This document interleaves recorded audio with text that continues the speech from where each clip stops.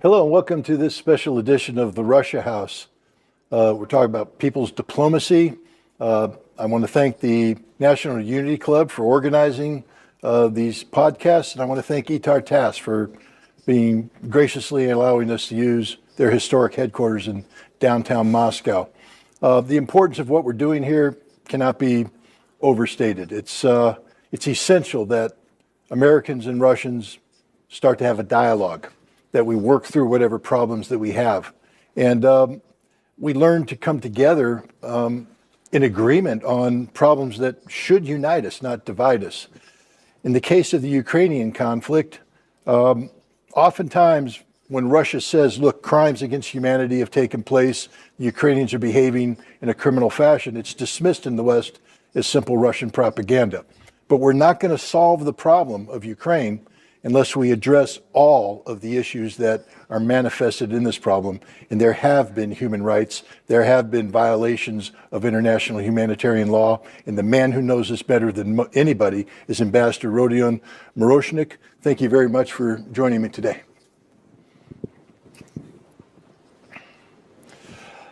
I read your biography with great interest.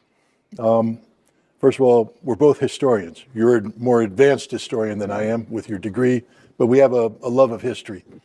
You're an educator, you're a journalist, you're somebody who is specialized in information, but the part of your resume that I paid the most attention to be honest, was when you list your birthplace, Voroshilograd. Today it's called Lugansk, or Luhansk, depending on who, but it's Voroshilograd. When we talk about the relationship between Russia and Ukraine, why is the name Voroshilograd important? What does it represent?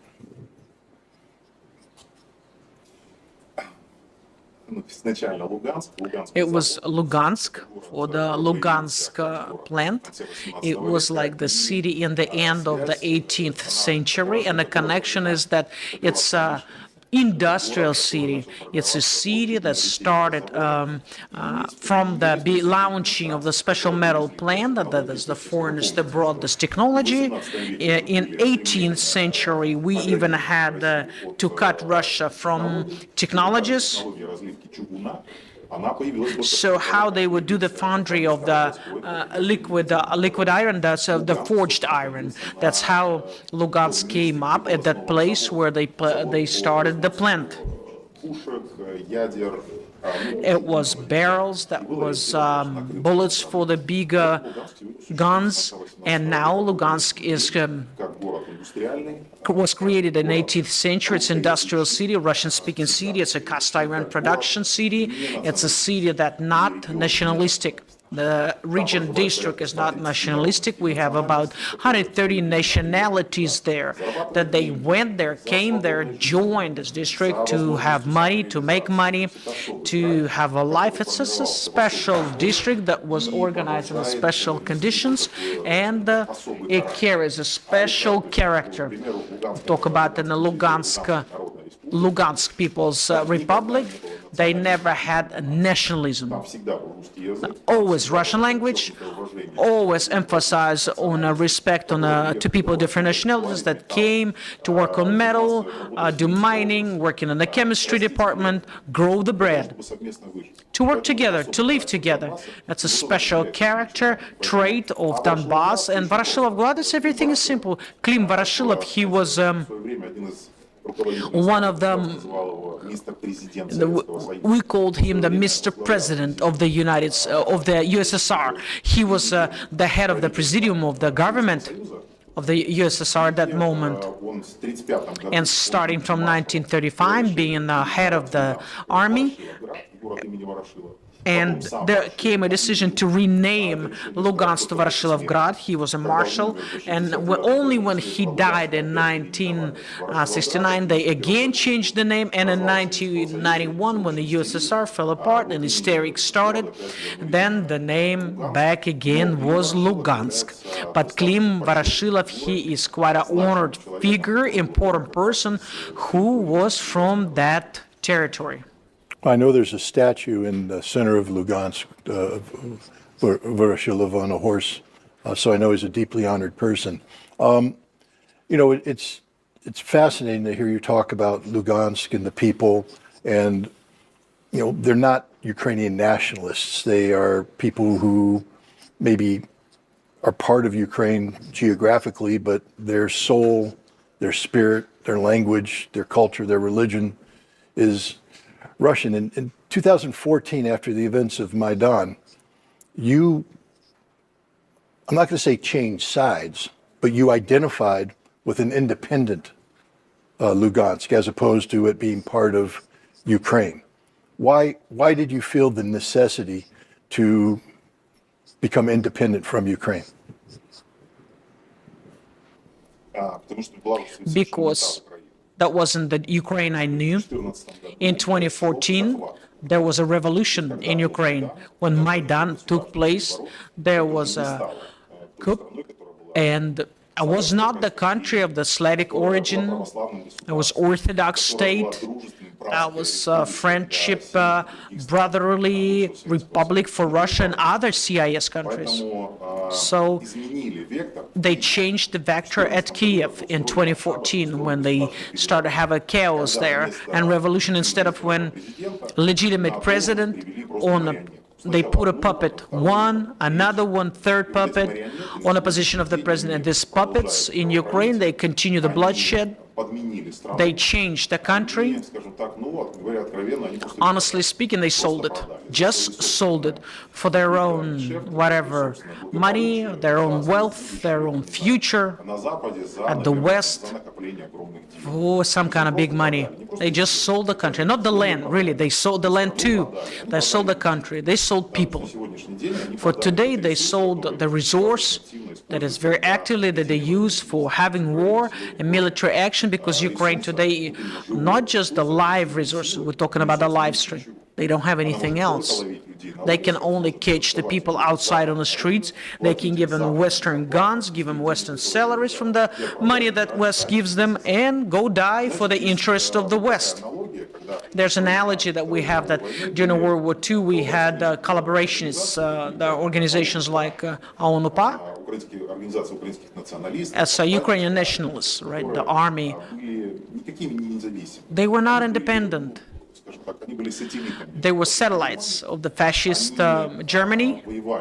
They were fighting against Red Army, Soviet Union, against their own people that were living on the territory of Ukraine. And this image that West fell in love with. So who are these Ukrainian nationalists? We are for the independent Ukraine, but really, nobody would allow you to have an independent Ukraine, neither then, neither now. So when we speak about, when they spoke about the freedom movement in Ukraine, those were divisions of Galician, Nachtigal, and others. That was SS divisions that were fighting for money of Germany, that were wearing German uniform, that were fulfilling orders, the German officers, to kill their own citizens. This Ukraine that West fell in love with, and this project that we call today's Ukraine that are fighting against Russia, that's exactly the same measurements, exactly the copy. When they scream about independence of Ukraine, it's a satellite who was sent to kill his brothers. So it's a phenomenal operation in Western special forces that were able to turn over the millions and the mindsets of millions and millions of people. Again, reflecting on your resume, in 2014, you began to work for the Luhansk People's Republic. Only in November 2022, after the referendum and after Luhansk was absorbed by Russia, did you become an ambassador at large of the Russian Federation. And the reason why I bring this up is that many people in the West, when they look at the history of post-Maidan events, and they see Lugansk and Donetsk declaring their separation from Ukraine, they say it's a Russian plot, that the Russians made this happen, that when you made the decision to go from identifying as a Ukrainian to part of independent Luhansk, you were really a servant of Russia. What's the truth why, if you were a servant of Russia in 2014, why did it take 8 years for Luhansk to become part of Russia? What's the truth about the Luhansk People's Republic? Why was it formed? What did they want?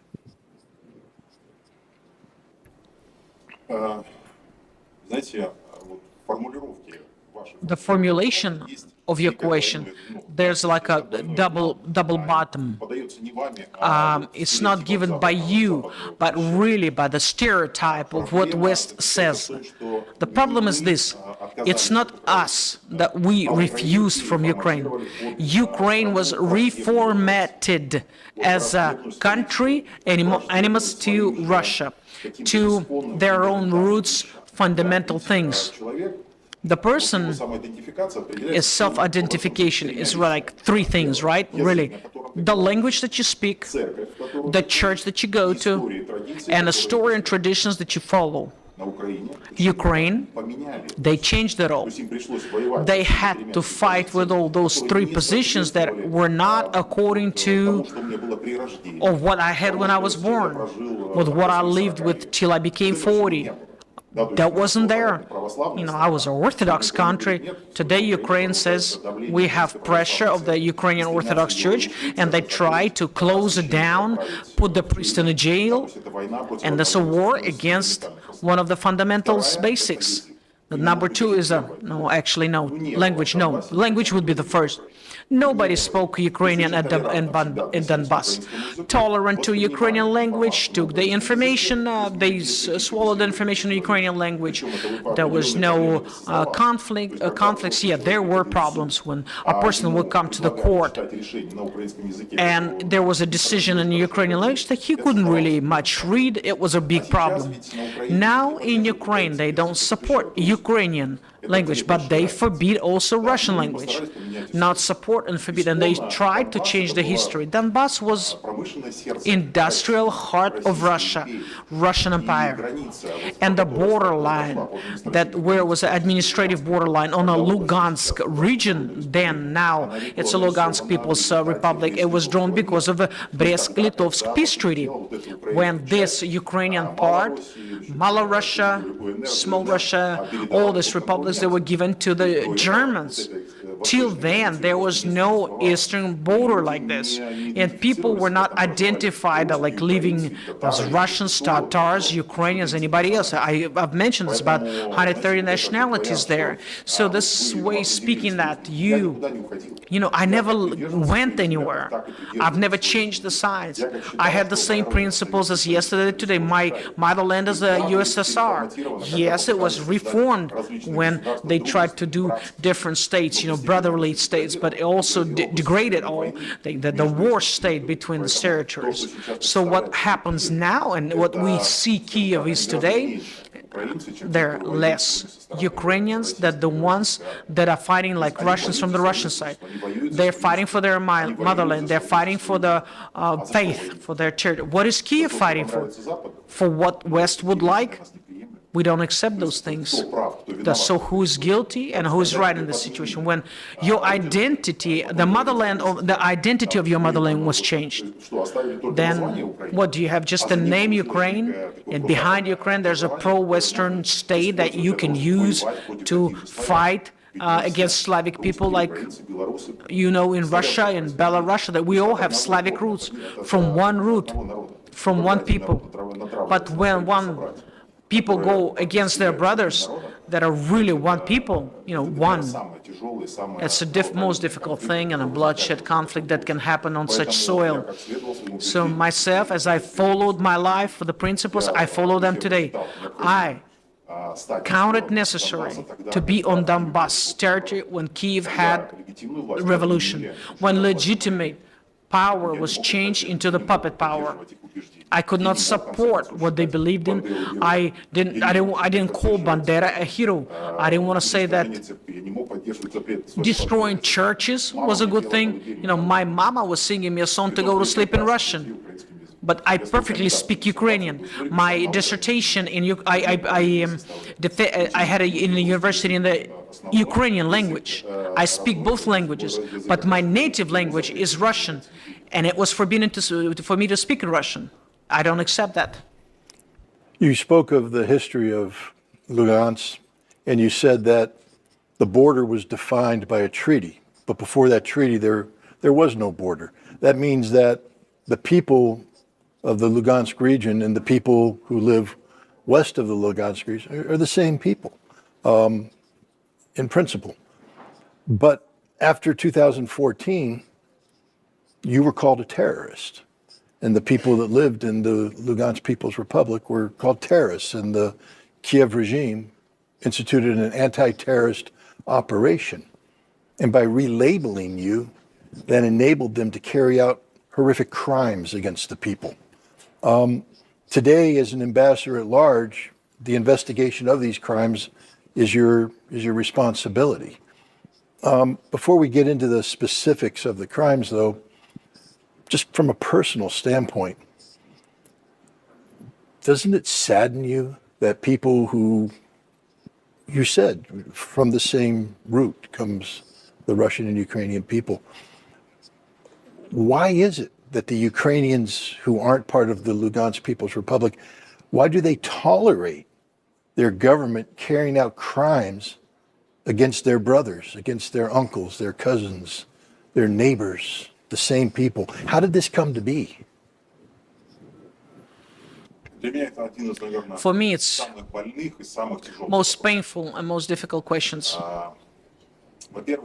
First of all, the people of one root, right? One origin is not even a question. There's plenty of people that are raised at the same principles, but on the other sides of the barricades. And it's a phenomenal operation that allowed, by media pressure, media influence, and political paradigms, rewriting the story, rewriting the history, to create a new generation of people that would believe that Russian and Ukrainians, they're not brothers, but enemies. That Ukrainian would be prosperous if Russia would not be on the way. That's all lies.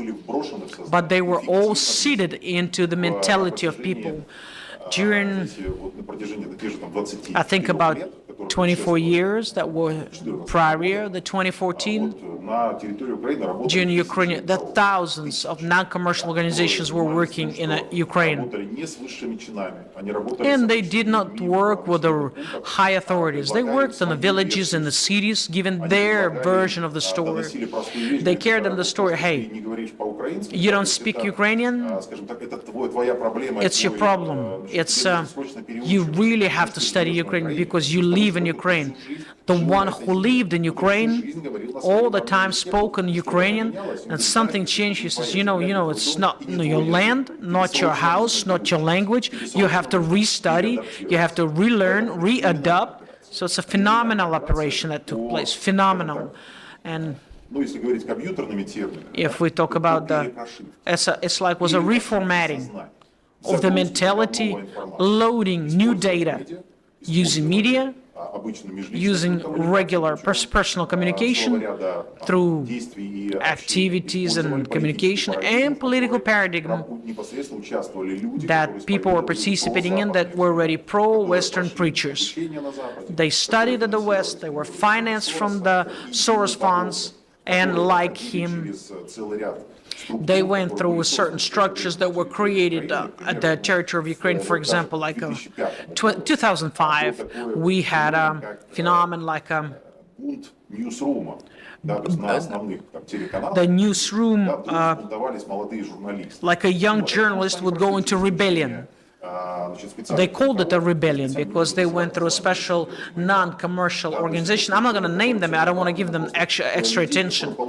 That's those people that got university degree, then 6 months to a year, they were pumped and pumped through Western principles of approach, the criteria, some grading, and they were taught that your power is wrong, we have to always change it, and we have to investigate and go find the facts. This is your main objective. So when Maidan took place, right away, this in newsrooms, they went into rebellion, and then don't tell me anything else. speak only about Maidan. That was the result. So same thing with the social organizations and a system of education. You've mentioned, that I'm a historian. Yes, that's true. I went to the university in 1991. Our library, in one moment, became full of a Aristotelian story of Ukraine written in Canada by the historian, the book, who was the son of collaborants that left Western Ukraine and went for the West. His version of history is quite clear, but that by 1991, Europe, Canada, European Union, they were ready to launch, to overload, to reformat our mentality living in the Ukrainian territory. It was a proven fact of a huge book like this, great monography that in numbers were given to the historical faculties and universities. In one moment, the libraries were filled with another version of the story that gives a division about Slavic story, about 1,000-year history. Okay, they were Ukrainians. There was only Jesus Christ, Ukraine, and the Black Sea coast. Truly, this is what we were taught in Ukraine and were pushed by President Yushchenko. We went through that period. If there would be none of that period, 2014 war would not be possible. Then, when Banderas were justified, and then when they started rewriting the story and skeptically looking at the faith, when they doubt the presence of the Russian language, the Constitution of Ukraine says that Russian language is the base, it's a fundamental language. The country supports it and develops it. Starting already from 80s, they stopped to get away with the Russian language and leave Ukraine as official. So this situation determined my choice included. So I was on the side on the fundamental things that I was raised on, was one with the Slavic unity, protection of the territory in Kiev. They told me we took the power in Kiev.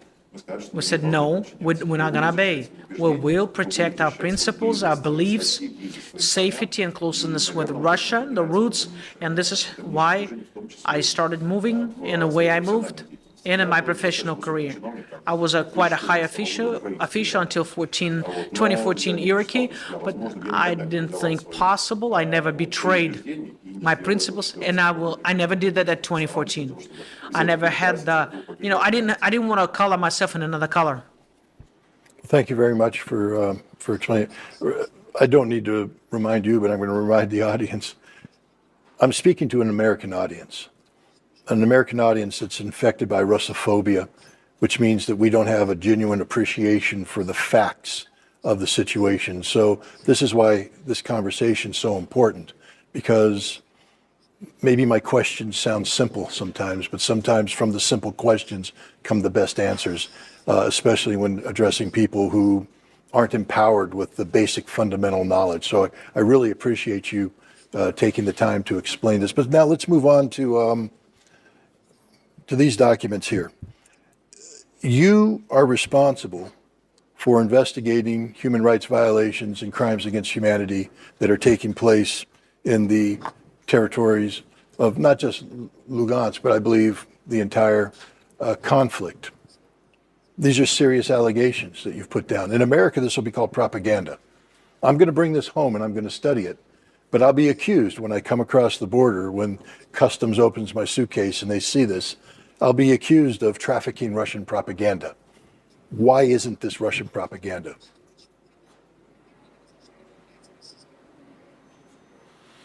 In a major part, these materials, these are pictures.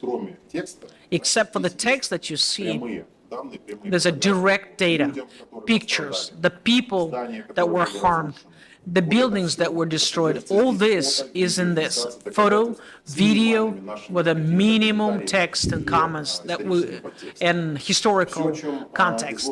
Everything that you see in these reports, I verified myself. That doesn't mean that I collected all the data myself. We have federal powers authorities. We get the data from the local authorities. We get the data from the militia. And we work with investigation committee and other things, other authorities that collect this data from Ministry of Health. All this data is checked, and on top of everything, then I go myself to that territory. I go there at this line. I see broken houses. I talk to people that yesterday were wounded. I sometimes get under the bullets, under the drones that they send against the civilians. So whatever is told in those reports is verified by me and the services that I have, how the facts are real, and if that took place, if, for example, we find the parts of the Hummers, American bullets, that most of the buildings were destroyed with, where women died, children died, old people died. It's a high targeted weapons. It flew into hospitals, go to the cafes, bakeries, and 30 people died there in that bakery because of the American bullets. I see burned ambulances that were going to help people, give them the first help, first aid from the previous strike. And we find the bullets there, material evidence that confirms that these were high strike targeted strikes that were financed until the last days by the United States. We find the weapons that was produced in the United States and the weapons that flew not into the military bases, into the hospital, kindergarten, social office, where they just given the humanitarian help. This is important for me. And these things, it's not propaganda. This is a fact, evidence that somebody doesn't want to take a look at, and somebody thinks this is not serious. Unfortunately, we have to state that a whole line of international organizations, when they had banners, two centers, United States and USSR, and they were NATO conflict, and those countries were supposed to respect each other's interests. They became propaganda. They use the data that Kiev regime gives them, but they don't take the data from us. So it's one-side deal. How come? They are reoriented. How come they're looking after what West gives them? Only certain set of countries give them, and ignore what Russia gives and provides, and they say this is propaganda. Tell that to the person who was just under the strike, that his baby died right beside, or mother or family relative. This is a propaganda. Unfortunately, I've seen those facts with my own eyes. I see that every day. I just came from the territory of Lugansk. I went on the borderline along the Donetsk, still taken by Ukrainian soldiers, and also Kharkov region. I was in hospitals. Not only there were strikes made into these hospitals, there were citizens that were telling the stories that drones were flying after the human being, that a human is running away, a man is running away. There's directed strike and non-directed strike when something happened because stroke happened, and some were on purpose made. So when the operator of the drone, who is directing the drone after the woman who's over 50 years old, she's just stepped out, she was in her garden, and the drone is flying after her, and she's trying to run away from the drone. Finally, she's wounded. Now, is that determined or not determined? Tell me. This is a 100% determined thing. So today, at that territory, over 90% strikes on the civilians is made with the drone help. So this is targeted activity when the operator is watching the people, the ambulance, the bus, civilian vehicle, a person who rides on a motorcycle or bicycle, and the drone is flying behind that person and hits it. Now, it's a direct military crime. So the military kills civilians. Now, of course, West people have an excuse for that. That's probably not those people. But in humanitarian law, there is no people, these or those. These are civilians or military. And military kills civilians committing the crime. I have seen those Я был people. на территории Сватова. I was at the territory of Svatova, where people have to cancel all the bus routes, because drones are flying there constantly. Regular bus routes that people take to different places. There's huge number of drones that are flying there, and they hit those buses that people travel from village to village. In the same Svatova, they had a drone that went after the brigade of the ambulance. The people went in the ambulance, and the people were going to fix the water pipes to return the supply of water. The drone hit them, and 4 people dead.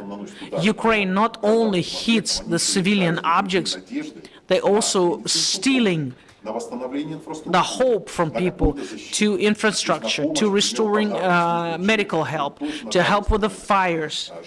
They also become dead after those strikes. And when I was speaking to the people that are at Russian side, at the POWs there, there's a bonus. For example, if you hit the ambulance, you get a bonus.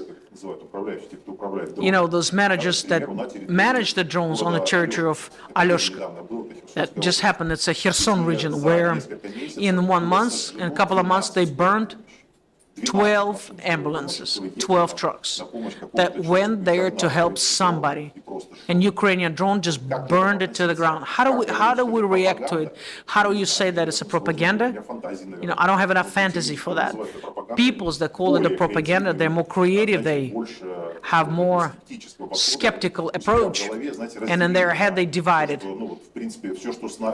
So whatever is connected with the Russian side, it's all lies. In that paradigm, you can call any fact as a propaganda, as a falsification, or something like that. We hear it a lot. We have a RE formula at the defense meeting. We see a lot of facts when we let the people speak. For example, we had a meeting with we show people from Kursk region, the victims, and that victim, the mother, she was speaking about her son died. All the representatives from all other countries says, "How come you waste our time? Why are you showing this to us? We think you're lying." And these are diplomats who are speaking, official representatives. So maybe in this world something is broken, and maybe the functionality of some human rights organization should be above the conflict, that something broken in there the way they think. Strashna. You're a historian. You're also a journalist. You know how to collect information, and you know how to assess information, and you know how to present information. The information that you're presenting here on these crimes, are they done for the purpose of history, or are they done to hold people to account? Do you plan on prosecuting these drone operators who hunt down 50-year-old women? Or do you just want this to be part of the historical statement? Because it's important. When we talk about how to go forward, our 2 presidents are scheduled to meet in Alaska to talk about peace, the prospects of peace. Will be part of the formula for peace, holding accountable the criminals who carried out these crimes, or will be sufficient just to say these crimes took place, here's the evidence?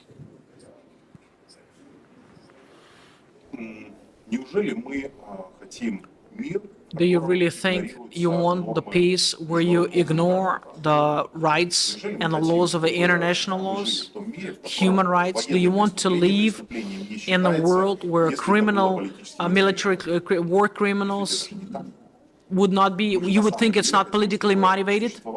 There has to be a peace. There's a civilization, norms exist there.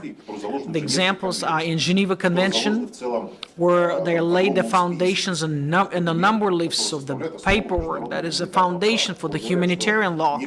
That you cannot say, you cannot kill civilians, you cannot burn ambulances, that you cannot leave a person, a human being, without food, medicine, water, and all this is at the foundation of this crime. So For us, it's not a new thing to follow the whatever norms we have now. No, to ignore those norms, it's a crime. If you really want to, some people think, just don't count that norms. Now, this is a crime. This is against the law. So whatever you said, our data, they're following three things, three directions, basic three directions. First, we want peace, world to know the truth. It is highly important for us, for all the verified data, with all the pictures, with evidence, witnesses, with the confirmation elements. It's a base of the approval process that would be accessible to a large number of countries, all who want to get into the details, those who want to form a position, official position of their country, basing on the facts, not on the manipulation, not on one-side information, but on the fact. So we give those facts, and we really value and appreciate when people use that information. I'm so thankful that that I have a right, a possibility to talk about this. For a long time, American audience was closed to it. You could not send that data to American territory and give them a second point of view, where the state authorities said, I have seen this, but I don't want to see this. I have a double vision. I see only one side, only one direction, and my objective is to prove here that Russia. So Russia is going against the human rights law, but Ukraine, what Ukraine does, well, I don't pay attention, because this is our partners. In principle, they do what the West ordered them to do, so they can go against those norms. We don't want a peace like that. There has to be a peace. The norms are united, required, the principles are there, and they're agreed. So the most bloodshed, after the most bloodshed wars of World War II, the Geneva Convention had those norms. Most of the countries signed that convention. So we find all those norms there. It's important for us that the countries would form their official positions, support or not support Zelensky regime, based on honest facts, verified facts, and not on the stories that they form like it's just like a certain plant is pulling out this lies. Look at the data that Ukraine sends, professional pictures. It's like people, the cameramen are running after the dying soldiers. And you know, this was all like in Hollywood. The Kiev doesn't like that future connection, the future meeting, that we have data that there are some certain video groups that are sent to Ukraine, and they are making the videos on purpose, putting the false data in. First of all, the curator starts in, he says where. So otherwise, I have seen the facts where the officers were given the order where the strikes should happen. While they strike, the journalists pass by and they film it. So they have no doubts who bombs that. They help the people, they call the ambulance, they stop the blood on the wounded hands and legs, and then they make up a video and they say these are Russians who did the bombing. But that's all is a scenario that forms the picture, including for the citizens of the United States. Number two, it has to be a court where there has to be a decision made, but court or the tribunal or whatever you can name it, the court decision. But that's when the conflict is almost over. Nuremberg process was only in August 1945, where the political decision was made to make that court procedure, and the victorious countries there were leading the victory countries, that there has to be a prosecution for the crimes. I don't know what form it would take place, but I am sure that those crimes that by Kiev regime is done in Ukraine, they have to carry the responsibility for the secret prisons where they injure the POW, where they torture, where they abuse, where in a Russian Parech, in a territory of Kursk, how many people were raped for the lies that Zelensky said that Ukrainian soldiers, they behave as humans, they cannot commit crime, but they would put the grenades into the underground. They raped women that shot them. They stole anything that they could take. This is how Ukrainian soldiers behave, but nobody wants to hear about that. Some don't want to know that it took place. Some that soldiers were not doing on their own, that they had a permit to do that. Not they only had the order to. This is the story. This is a mini stories that there are thousands like that. When Ukrainian army leaves from a town of Selidova, for example, they thought that the leftover people, these are not Ukrainians, and that we need to clean them up. And they took hundreds of people and they shot them. Hundreds of civilians were shot, but nobody in the world woke up. Nobody got upset. They started having a strike and let's take the responsibility on Kiev regime because they gave a command to kill everybody. And the city of Selidova. And now they have a Chasov Yar. The same thing happened at Avdiivka. It all took place, but people don't want to hear that. So our target is at maximum spread the news out and then have a court procedure. When it would take place, we don't know. It would be political and historical decision. Of course, the world don't want to listen to the humanitarian laws and rights. Forgive me for asking a personal question, but I'm trying to put myself in your shoes and imagine how I would feel if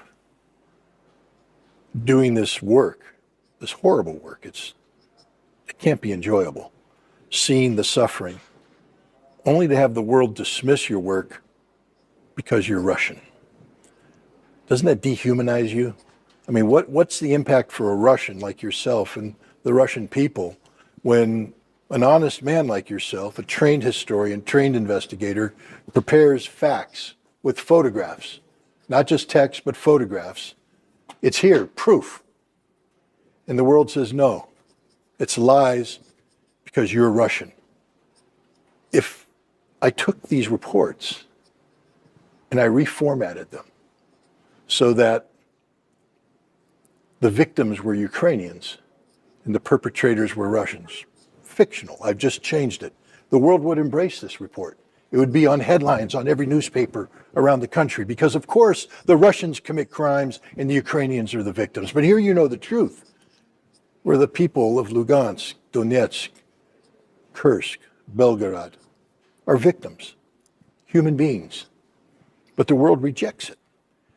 I'm trying to create a condition where we treat each other as fellow human beings. We encourage conversation, but you can't have a real conversation if you don't respect one another. If I don't view you as a human being and you view me as a human being, is my work futile? Because if we don't view you as humans, if we deny your existence, why would you ever want to talk to me?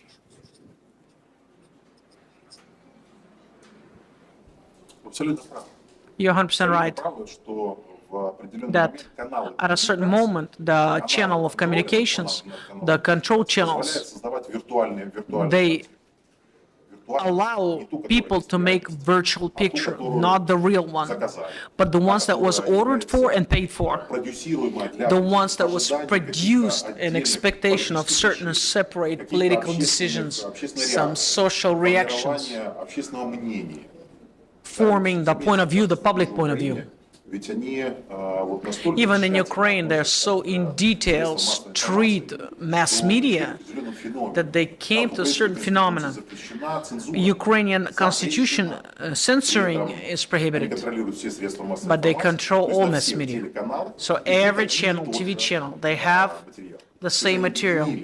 They have united Ukrainian channels that have online certain program that Zelensky office approves. This is the forming of that virtual image. It's we're trying to reformat and keeping the fire going with the hate in the hearts of people, not accepting the compromising. So the society must behold in this harsh condition, stimulate to hate, and animosity. So in this way, mass media, they play colossal role, huge role. It's not by chance that in the period of 2022 and before that, the channels RT, they stopped being alive in the mass. Most RT channels were on in the United States and its territories. Alternative information channels were all blocked because alternative information destroy the virtual images. If there is no other information, more or less you begin to believe what they show on TV. And lately the society is raised that you don't need to think. You are given a great combined food, just swallow it. You don't have to chew it, just swallow it. And you follow this combined feed to form a certain mindset. Ukraine is a bright image of that, bright example. You're 100% right that until this mentality, these are the people of the second sort or some other category, that they don't deserve living, that they don't deserve a normal, equal relationship like all other civilization, with all other civilization norms, that it would be difficult to discuss. A right to exist, a right to cancel, doesn't belong to any state. To respect another human being, it's in the first lines in the UN nations. It doesn't depend on a race, height, age, nation. We have to respect everybody, all people. We don't look into the origin of faith or belief, but we do have certain twist here. If you really want to, you don't have to count in the desires of this human being. Whether you have to punish that person for taking the life out, so there's a transformation in international law. They did not rewrite it, they just ignore it. They say, Russians said that, so we don't have to count it in. So this is in a Russian house that the bomb and the harmers flew in. Well, what so happened? So we don't have to punish anybody. This is horrible. That is ignored with the norms of today's world, until today it was existing. And those that wanted to change the disposition, and to get back, we're both, as historians, we understand that there is a period from the birth, the person, he's a slave, or a worker, or a governor. All these divisions were in nationality or geography. Some people were pushed to get back to those norms. So in this limits, that we have a very serious threat for the world. If we stop respecting a person from person, and then when we allow to kill, we allow for limitation, to destroy his or her house, not to give a possibility to develop. It's difficult. It's a wrong direction. Just recently, the world was counted, and was a basic principle that we build our lives in. And now it's a crime. So, and also depends on who is it against. If that is a Western representative, then we have to have the maximum attention. We have to scream about it.